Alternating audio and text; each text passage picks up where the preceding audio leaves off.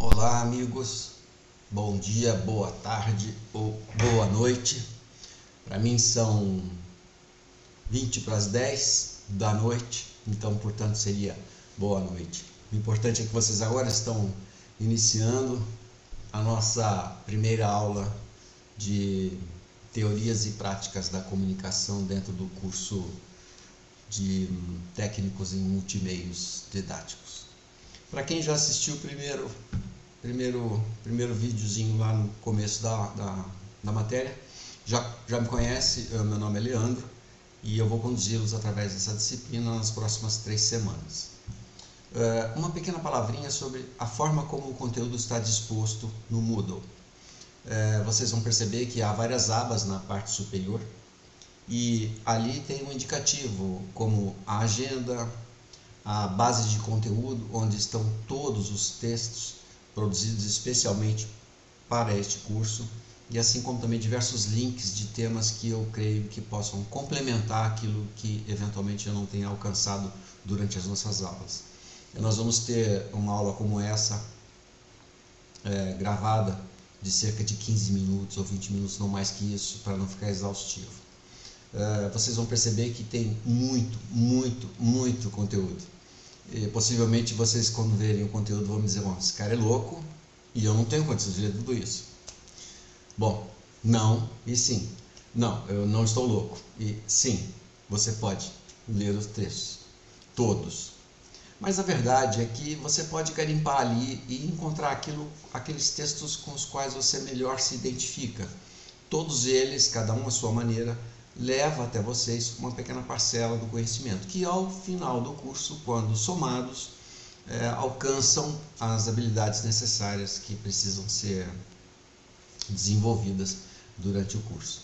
Ok? Então, prestem atenção lá em cima nas aulas, e tem inclusive as agendas. Vamos fazer 3 encontros síncronos no sistema de videoconferência, cujos links já estão lá, as datas também e os horários também, ok?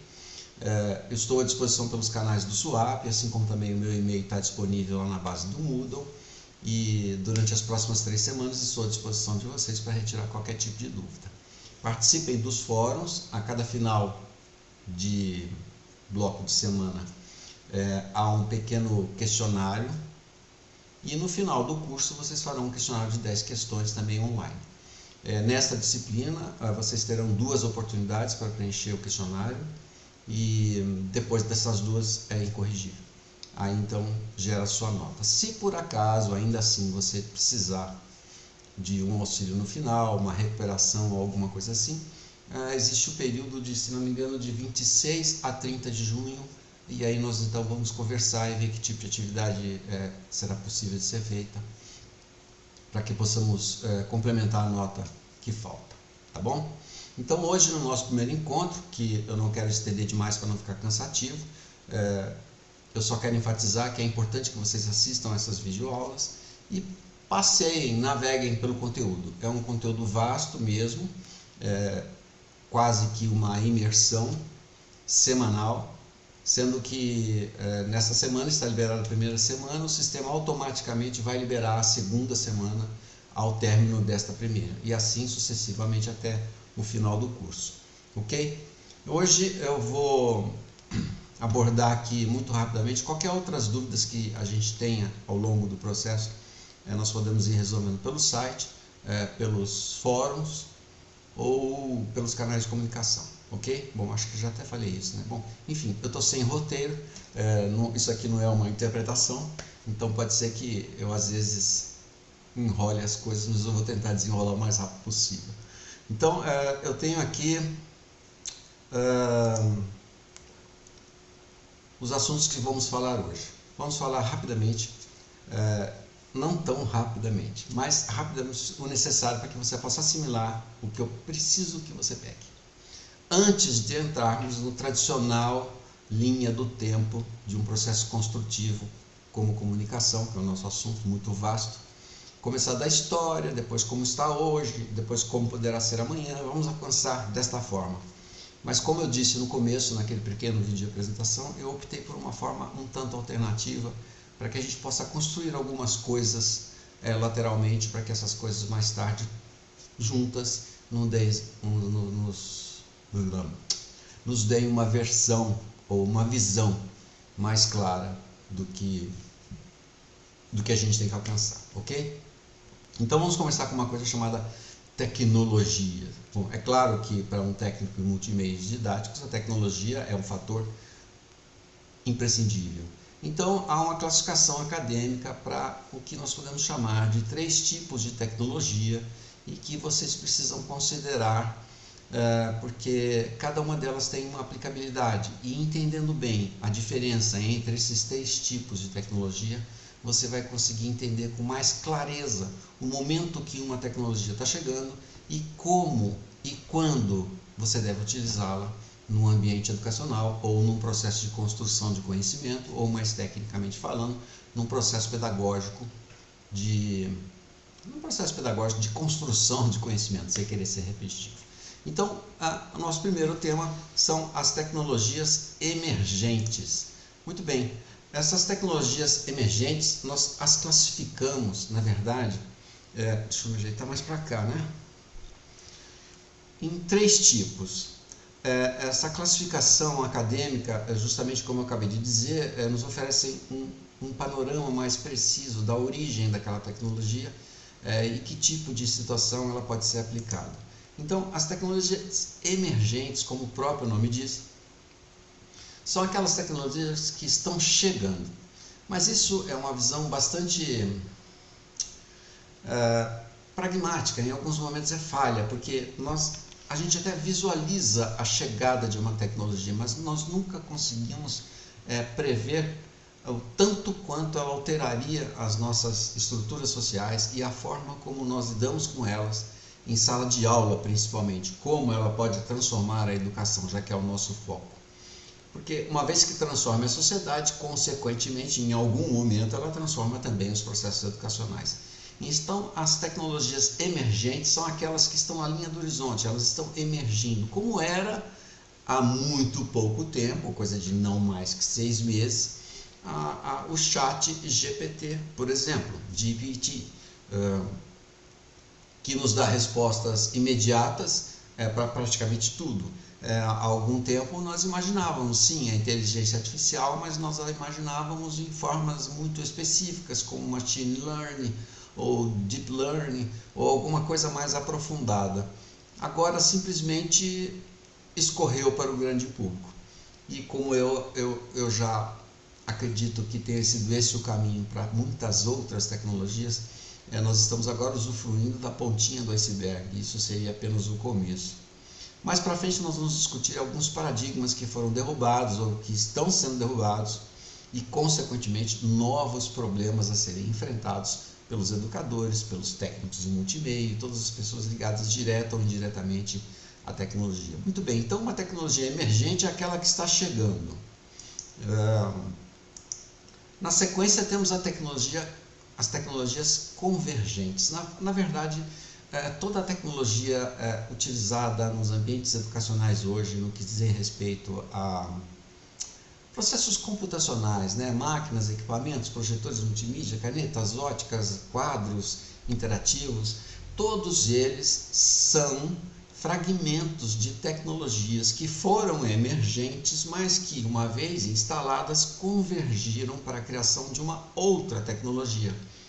Então, quase tudo que nós temos hoje no ambiente computacional é a somatória de muitas outras tecnologias e que, em consequência disso, criam, como eu estou dizendo aqui, não só um novo método de trabalho, mas também um novo método de convivência, um novo método de interação social e, finalmente, um novo método de comunicação, porque tudo se resume ao ato de comunicar aquilo que você pretende transmitir.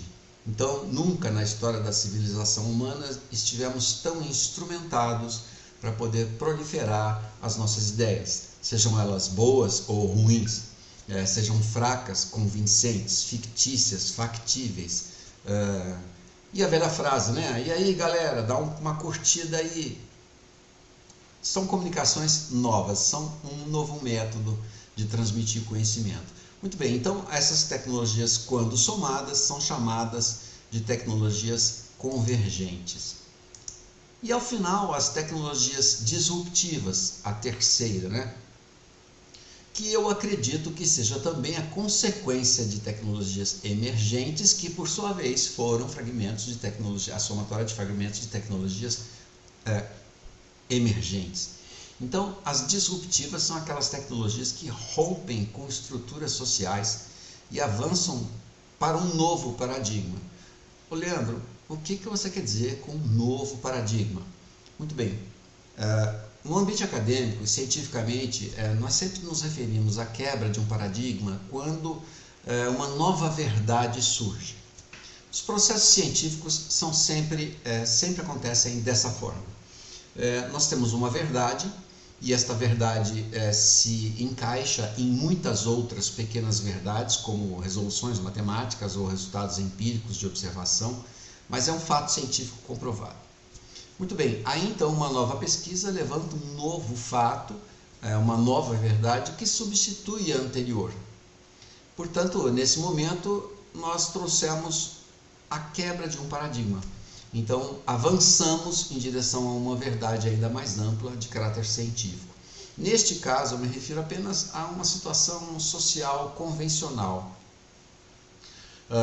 Tecnologias que rompem com estruturas sociais e avançam para um novo paradigma. Um exemplo bem simples é o que a gente pode dizer, que eu acho até muito exagerada essa expressão, mas ela é válida, embora não tenha todo o sentido técnico que queira ter. Mas muita gente diz que hoje a maior empresa de táxi, a maior empresa de táxi do mundo não tem nenhum único táxi. A maior empresa de hotéis, a maior empresa de hotelaria do mundo não tem nenhum único hotel. O maior restaurante do mundo não tem nenhum único restaurante. Não foi isso que aconteceu. Nós quebramos um paradigma sobre como nos relacionarmos com esses tipos de serviço. Então, o Uber não é uma empresa de táxi, ela faz uma intermediação e criou um novo contexto social de utilização desse serviço. O Airbnb não é o maior hotel do mundo e iFood não é o maior restaurante do mundo, mas as tecnologias que um dia foram emergentes convergiram para criar algo que foi efetivamente disruptivo.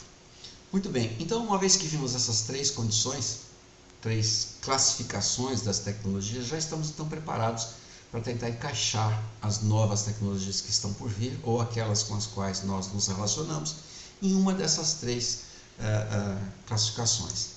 Indo um pouquinho mais adiante, ainda dentro desta aula, eu quis colocar modelos de comunicação ao lado de tecnologias, porque você pode perceber que dentro desses modelos de comunicação que eu aqui me refiro nesse gráfico do lado, a comunicação linear, a comunicação interativa e também a comunicação transacional, todas elas aconteceram de uma forma ou de outra sob a luz de um tipo de tecnologia. Nós vamos ver na história da comunicação, é óbvio, que a comunicação é um fator fundamental para o desenvolvimento humano. Hoje nós classificamos a comunicação de três formas e vocês vão perceber que elas exigem um aparato tecnológico. Na primeira, que é a linear, são os modelos, ok? Os modelos de comunicação, o primeiro linear, onde o remetente transmite e o destinatário interpreta. É apenas uma via. É bem difícil de estabelecer a comunicação linear corpo a corpo. Então, um ótimo exemplo, o melhor deles, é o rádio, onde o radialista fala loucamente e a pessoa ouve e processa. Não há um feedback instantâneo, ok? Então, a comunicação linear, não há feedback instantâneo e ela é dita como sendo praticada em uma única via, ok? O modo interativo, onde o emissor e o receptor interagem, é chamada a transmissão em duas vias, a comunicação em duas vias. Hoje é um tipo de comunicação mais difícil e eu acho que ela está lentamente sendo abandonada e sendo substituída pela comunicação transacional. Um exemplo da comunicação, de uma linha de comunicação interativa, onde o emissor e o receptor interagem em duas vias. A grande diferença dessas duas vias, como vocês podem ver no gráfico que eu coloquei aqui, elas não caminham na mesma direção, elas caminham em sentidos opostos e também não são absolutamente, não estão exatamente na mesma linha. Isso significa o seguinte, significa que primeiro um fala e o outro ouve. Quando um se cala, o outro fala. Isso é bem típico nas comunicações de rádios entre navios, aviões. Não é possível que a pessoa fale duas vezes. Havia um motivo técnico em duas vias. Um motivo técnico para isso, que o pacote de informações, sendo analógico, só poderia trafegar uma única vez. Então ele leva um bloco de informações analógicas, depois de lá traz um outro bloco. Não há uma via dupla. Ainda estamos em uma única via. Mas há a oportunidade do receptor processar e mandar um feedback, desde que o transmissor aguarde a chegada do sinal, ok? E hoje a transacional, que há pouco tempo não estava tão em destaque, hoje é a mais poderosa, é a via de mão dupla. Hoje nós conversamos pelos mensageiros, por exemplo, no WhatsApp, muito comum, e conseguimos conversar. E essa conversa não é exatamente uma conversa telefônica, é uma conversa por outras vias. Mas o importante para nós aqui nesse modelo, aqui nesse instante, é que é um modelo de comunicação transacional. É um modelo de mão dupla. Pode acontecer, inclusive, de você receber um feedback sobre o que você está falando agora e ao mesmo tempo. Bom, falar ao mesmo tempo que outra pessoa já é conhecido de longa data como sendo algo de pouca educação. Mas num momento de uma conversa, uma reunião, ou até mesmo de defender a sua própria ideia, ou numa discussão que seja, porque também é uma forma de comunicação, a comunicação transacional é a que classifica essa relação. E eu me refiro a ela aqui então nesse momento por conta dos artefatos e dos artifícios computacionais que estão à nossa disposição hoje. Então a comunicação transacional é muito comum hoje, muito mais aplicável. Ok? Muito bem. Então, falamos hoje sobre a classificação das tecnologias e falamos também sobre os modelos de comunicação. Então, sem esgotá-los, procurem, por favor, os textos que estão nesta mesma aba do Moodle. E lá vocês vão encontrar complementos sobre o que eu falei agora, exemplos mais profundos e um vasto material para ilustrar o que nós tratamos aqui. Ok? Um abraço e até daqui a pouco para a próxima aula.